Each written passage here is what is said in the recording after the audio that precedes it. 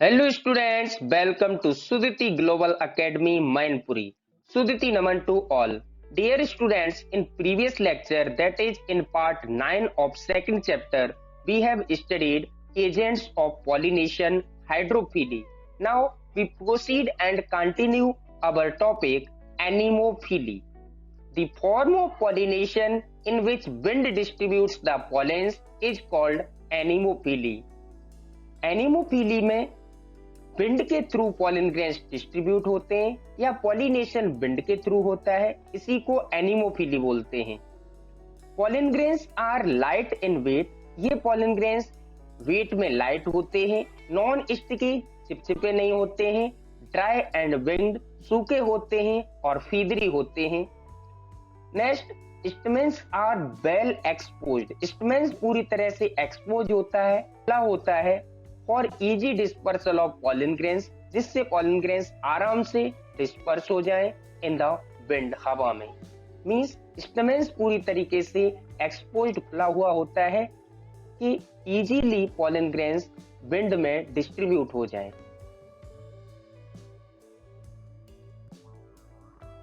Now the stigma is sticky, large and feathery to trap pollen grains floating in the air.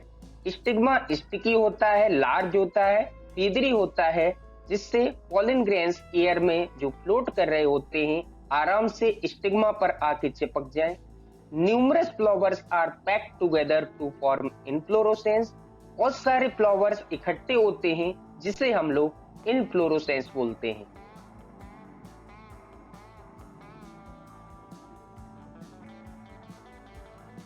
Now, the next topic is adaptation for insect pollination or entomophily.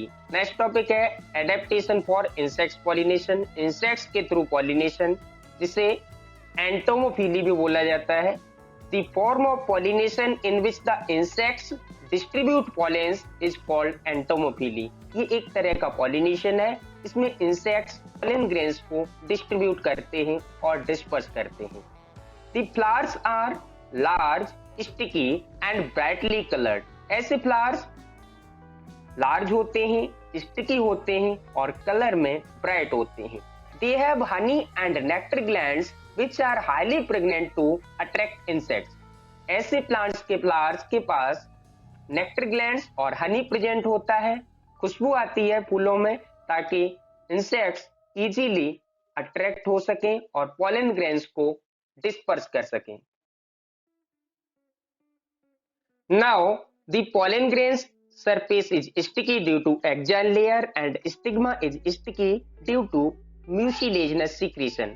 pollen grains का surface axial layer की वजह से sticky होता है और stigma का surface mucilaginous secretion की वजह से स्टिकी होता है। Simply mucilaginous मीन्स होता है sticky substances. The flowers offer floral rewards like nectar and pollen grains for pollination to insects. Flowers के पास भी नेक्टर ग्लैंड होते हैं जिससे इंसेक्ट्स अट्रैक्ट होते हैं और पॉलिनेशन करा देते हैं easily. In some species floral rewards provide safe place to lay eggs, example Amorphophallus. कुछ स्पीशीज में प्लांट्स के फ्लावर्स में स्पेस होता है जिससे फ्लावर्स इजीली कुछ इंसेक्ट्स के एग्स को वहां पर रख लेते हैं जिससे पॉलिनेशन हो जाता है, for example Amorphophallus. The flowers sometimes secrete foul odor to attract insects like flies and beetles. कभी-कभी कुछ फ्लावर्स गंदी स्मेल भी छोड़ते हैं और जिससे कुछ इंसेक्ट्स और फ्लाइज जैसे बीटल्स ये अट्रैक्ट होते हैं और पॉलिनेशन कराते हैं। Dear students, you will understood all the concept of this lecture. Thank you for watching this video or watching this lecture.